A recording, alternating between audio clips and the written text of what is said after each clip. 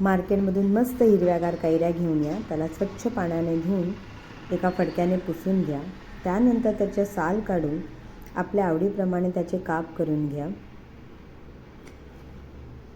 गॅसवरती एक कढई ठेवून त्यामध्ये 2 चमचे तेल टाका. तेल गरम झाल्यानंतर त्यामध्ये मोहरी, हिंग, जिरं, मेथीदाणे, त्याचप्रमाणे लाल मिरच्या घाला आणि सगळे थोडा वेळ परतून घ्या. त्यामध्ये आता कैरीचे काप घालून परतून घ्या.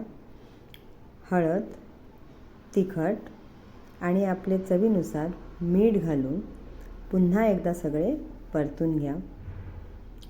कैरी शिजवण्यासाठी त्यामध्ये थोडेसे पाणी घाला आणि कैरी शिजू द्या.